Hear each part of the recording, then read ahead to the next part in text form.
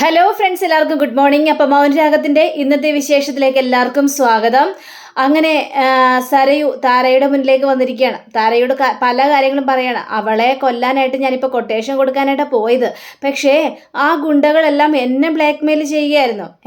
എൻ്റെ കയ്യിൽ നിന്ന് അവന്മാർ പൈസ മേടിച്ചു.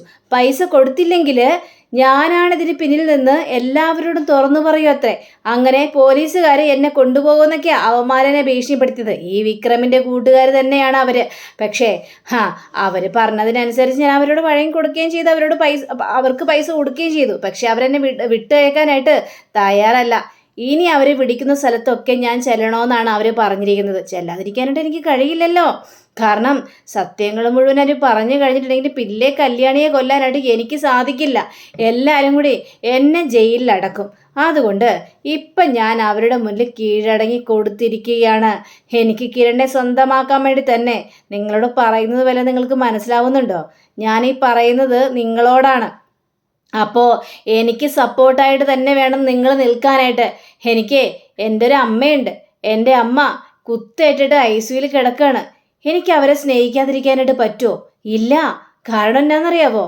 അവർ ഞാൻ പറയുന്ന കാര്യങ്ങൾ മുഴുവനും ചെയ്യുന്നുണ്ട്. പക്ഷെ നിങ്ങൾ എൻ്റെ മുന്നിൽ എതിർത്ത് സംസാരിച്ചുകൊണ്ട് തന്നെ ഇരിക്കുക. അപ്പോൾ നിങ്ങൾ എനിക്ക് എങ്ങനെ സ്നേഹിക്കാനായിട്ട് കഴിയും? നിങ്ങൾ എൻ്റെ അമ്മയാണെന്ന് പറയാൻ പോലും എനിക്ക് ഇഷ്ടമില്ലാത്തൊരു കാര്യമാണ്. എങ്ങനെ നിങ്ങൾ അമ്മയാകും അല്ലേ? കാരണം വർഷങ്ങൾക്ക് ശേഷം എന്നെ കാണുകയല്ലേ. എന്നെ വളർത്തിയതും താലോലിച്ചതും എനിക്ക് ഭക്ഷണം തന്നതും ഒക്കെ എൻ്റെ അമ്മയാ. ICUവിൽ കിടക്കുന്ന എൻ്റെ അമ്മ. അവരെ എനിക്ക് ശരിക്കും അമ്മയായിട്ട് കാണാനായിട്ട് കഴിയുള്ളൂ എന്നൊക്കെ താരയുടെ മുന്നിൽ ഇങ്ങനെ പറയുകയാണ്. പക്ഷേ എനിക്ക് കല്യാണിയെ അവസാനിപ്പിക്കണം. എനിക്ക് നല്ലൊരു ജീവിതം കിട്ടണം. അത് കിട്ടണമെങ്കിൽ കല്യാണി തീർന്നല്ലേ മതിയാവുള്ളൂ. എന്നാലേ കിരണിൻ്റെ മനസ്സ് വർഷങ്ങളായി കഴിഞ്ഞാലും മാറുമ്പോൾ എന്നെ സ്വീകരിക്കുള്ളൂ. അല്ലാതെ ഇതൊന്നും നടക്കാനായിട്ട് പോകുന്നില്ല എന്നൊക്കെ ഇങ്ങനെ സരയു പറഞ്ഞു കഴിഞ്ഞപ്പോഴേക്കും താര സരയുവിനെ തോളത്ത് ഇങ്ങനെ പിടിച്ചിട്ട് പറയുകയാണ്, എന്തിനാണിതൊക്കെ? എന്താ നിങ്ങൾ പറഞ്ഞത്? എന്തിനാണിതൊക്കെ? ഇങ്ങനെ അങ്ങോട്ട് ജീവിച്ച് പോയാൽ മതിയെന്നോ? ഒരിക്കലും ഇല്ല. എനിക്ക് ഇങ്ങനെ ജീവിക്കാനായിട്ട് മനസ്സില്ല. എനിക്ക് കിരണിനോടൊത്തും എൻ്റെ കുഞ്ഞിനോടൊത്തും സന്തോഷമായിട്ട് ജീവിക്കണം. അതാണ് എനിക്ക് താല്പര്യം. നേരത്തെ ഇങ്ങനെ ഒരു താല്പര്യം ഉണ്ടായിരുന്നില്ല. അത് നിങ്ങൾക്ക് അറിയാവുന്ന കാര്യമാണല്ലോ. പക്ഷെ ഓരോ ദിവസം കഴിയും തോറേ ഈ കല്യാണി എന്നെ ചതിച്ചുകൊണ്ടിരിക്കുക. ആ മനോഹറിൻ്റെ കാര്യത്തിൽ തന്നെ എന്തിന് എന്നോട് ചോദിക്കാതെ എന്നെ ഉപദ്രവിച്ചിൻ്റെ അടുത്തേക്ക് പോകേണ്ട വല്ല കാര്യം ഉണ്ടായിരുന്നോ? എൻ്റെ കുഞ്ഞിനെ കൊണ്ട് അവനെ കാണിച്ചിരിക്കുന്നു. അപ്പം പിന്നെ കല്യാണിയോട് ഞാൻ വെറുപ്പ് കാണിക്കണോ അല്ലെങ്കിൽ സ്നേഹം കാണിക്കണോ? എനിക്ക് അവളോട് വെറുപ്പ് തന്നെയാണ്. അവൾ ഒരു തരി സ്നേഹിക്കാൻ പോലും എനിക്ക് കഴിയില്ല. കിരണിൻ്റെയും മനസ്സ് മാറ്റിയെടുക്കുന്നത് അവളാ. കിരണിൻ്റെ ചെവിയിലേക്ക് ഓരോന്ന് ഓതി കൊടുത്ത് ഓരോ പ്രവൃത്തികളും ചെയ്യിപ്പിക്കുന്നത് അവൾ തന്നെയാണ്. അതുകൊണ്ട് എനിക്ക് അവളെ സ്നേഹിക്കാൻ കഴിയില്ല. അവളെ എനിക്ക് കൊല്ലണം. ഇനി ഞാൻ തന്നെ പ്ലാൻ ചെയ്തോളാം. ഞാൻ തന്നെ അവളെ കൊല്ലാനാണ് തീരുമാനിച്ചിരിക്കുന്നത്.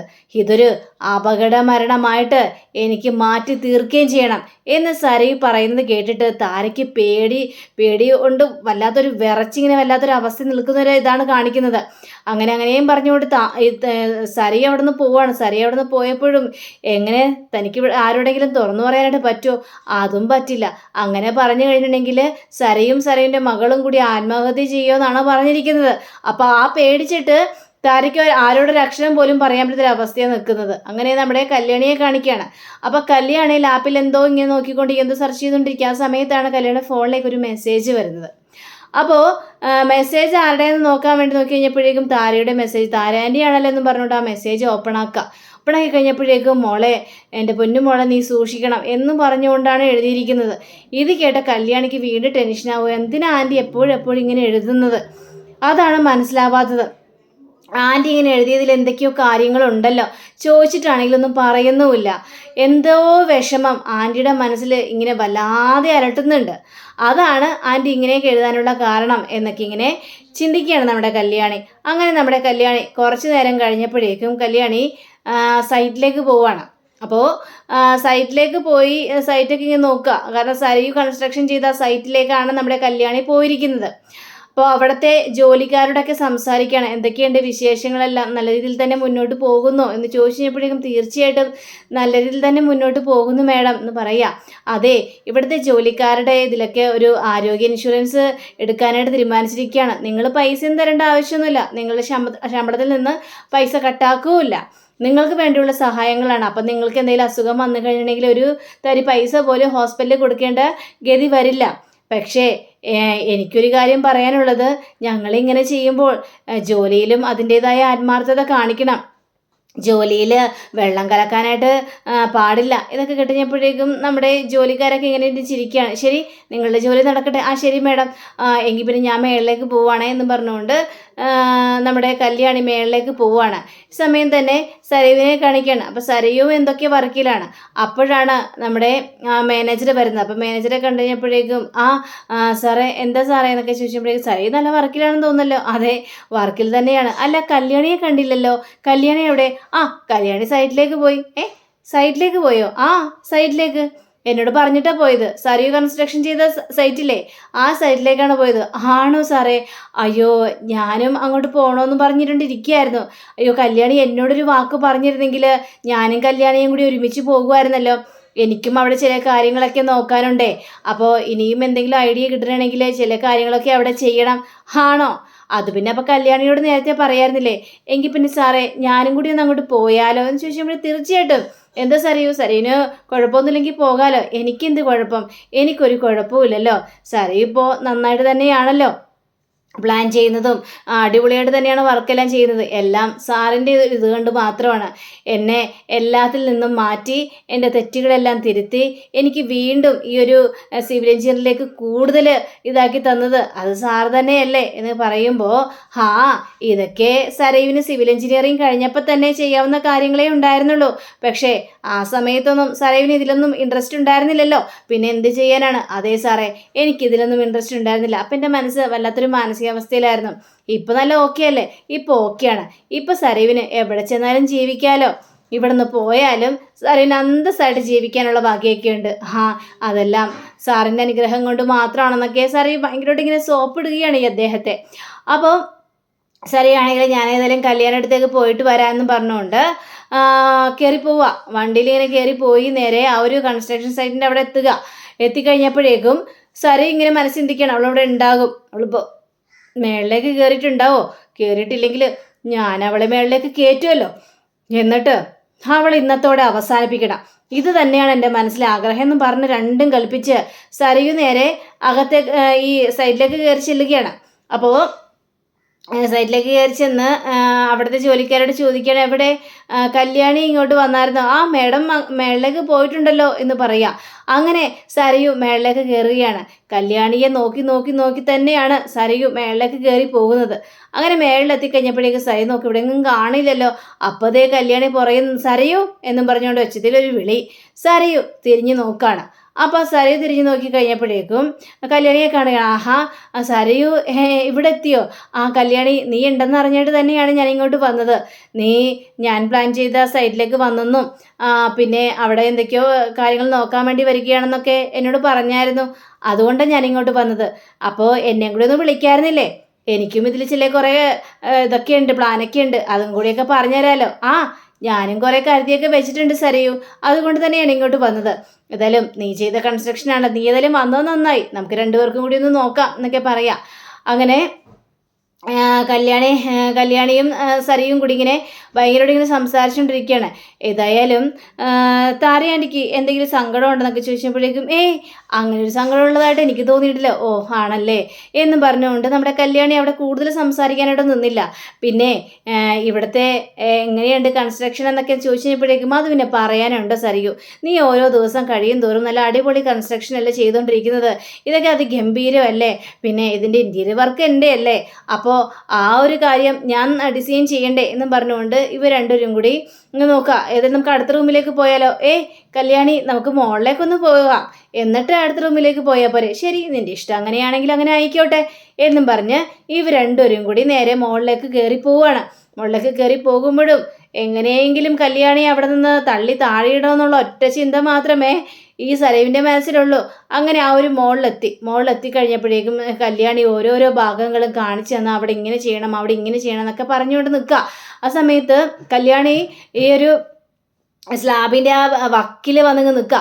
ആ സമയത്ത് സരയു ആണെങ്കിൽ പിന്നിൽ തന്നെ വന്ന് നിന്ന് കല്യാണി തന്നെ നോക്കി നിൽക്കുകയാണ്. അപ്പോൾ നോക്കി കഴിഞ്ഞപ്പോഴേക്കും സരയു, എന്താ സരയു നീ ചിന്തിക്കുന്നത്? ഞാൻ പറയുന്നത് വല്ലതും കേൾക്കുന്നുണ്ടോ? ഞാൻ കേൾക്കുന്നുണ്ട് കല്യാണി. ഞാനേ മനസ്സിൽ കണക്ക് കൂട്ടുകയായിരുന്നു, ഇതൊക്കെ ചെയ്താൽ എങ്ങനെയുണ്ടാകുമെന്ന് ഞാൻ കണക്ക് കൂട്ടുകയായിരുന്നു. ആണോ? അതൊക്കെ നല്ല ഭംഗിയായിരിക്കും സരയു എന്ന് പറഞ്ഞുകൊണ്ട് കല്യാണി വീണ്ടും വീണ്ടും സംസാരിച്ചുകൊണ്ടിരിക്കുക. പക്ഷെ ആ സമയം തന്നെ സരയു പിന്നിലോട്ടൊക്കെ തിരിഞ്ഞ് നോക്കുന്നുണ്ട്, ആരെങ്കിലും ഉണ്ടോ, പണിക്കാരും എല്ലാം കയറി വരുന്നുണ്ടോ എന്നൊക്കെ. അങ്ങനെ തൻ്റെ 2 കൈകൾ വെച്ച് നമ്മുടെ കല്യാണിയെ തള്ളാനായിട്ട് ഇങ്ങനെ നിൽക്കുക. തള്ളാനായിട്ട് പക്ഷെ കല്യാണി ഇതൊന്നും കാണുന്നുമില്ല.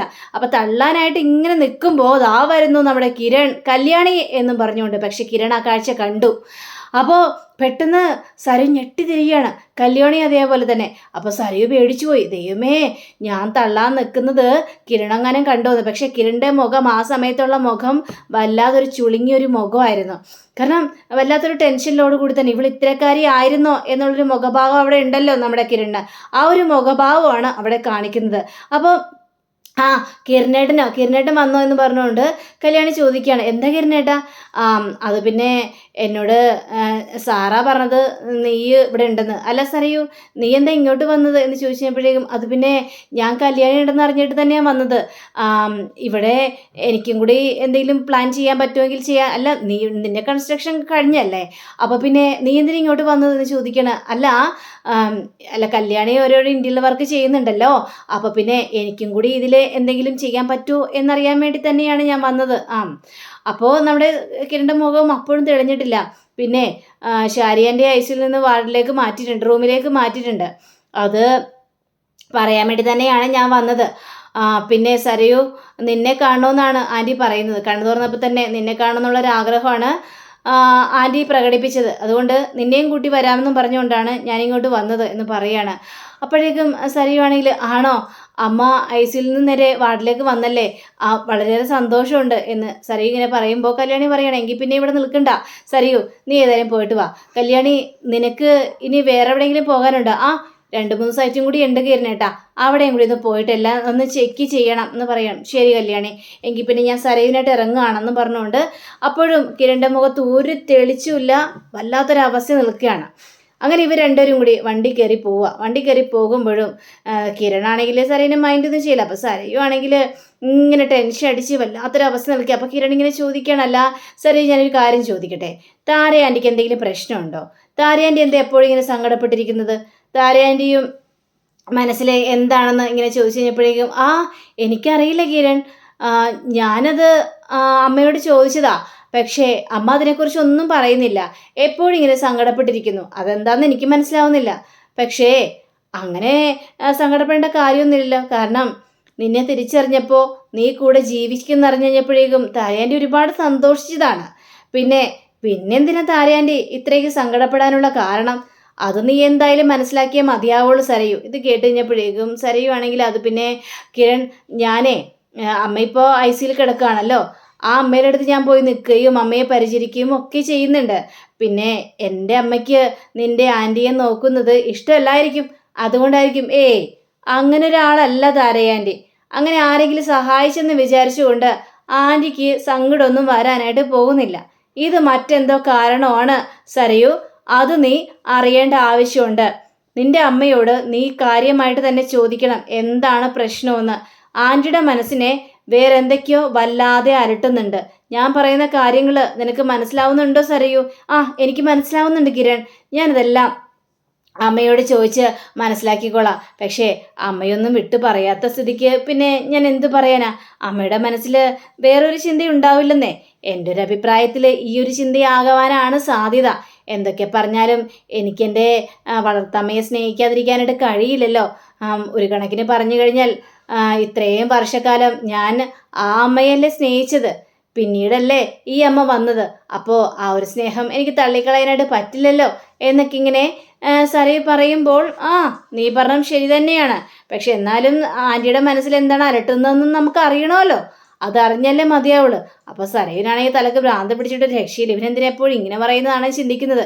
പിന്നീട് കാണിക്കുന്നത് നമ്മുടെ ഷാരിയാണ്. അപ്പോൾ ഷാരിയെ റൂമിലേക്ക് മാറ്റിയിരിക്കുകയാണ്. ഇഞ്ചക്ഷൻ വെച്ച് വേദനയും കുത്തേറ്റ വേദനയും എല്ലാം കൂടി സഹിച്ച് വല്ലാത്തൊരു അവസ്ഥയിൽ കിടക്കുകയാണ് ഷാരി. തൻ്റെ മകളെ ഒന്ന് കാണാൻ പറ്റിയെങ്കിൽ അത്രയ്ക്കും ആശ്വാസമാകും എന്നൊക്കെ ചിന്തിച്ച് അപ്പോഴാണ് കല്യാണിയും സരയും അതേപോലെ തന്നെ കിരണും കൂടി കയറി വരുന്നത്. ഇവരെ കണ്ടു കഴിഞ്ഞപ്പോഴേക്കും ഷാരിക്ക് ഭയങ്കര ഒരു സന്തോഷം തോന്നിക്കുക. അപ്പം അങ്ങനെയും കാണിച്ചുകൊണ്ടാണ് നമ്മുടെ ഇന്നത്തെ റിവ്യൂ അവസാനിച്ചിരിക്കുന്നത്. അടുത്ത റിവ്യൂവിനെ കാത്തിരിക്കുക. സബ്സ്ക്രൈബ് ചെയ്യുക. എല്ലാവർക്കും നല്ലൊരു ദിനം ആശംസിച്ചുകൊണ്ട് തന്നെ നമസ്കാരം. Thank you. See again. By.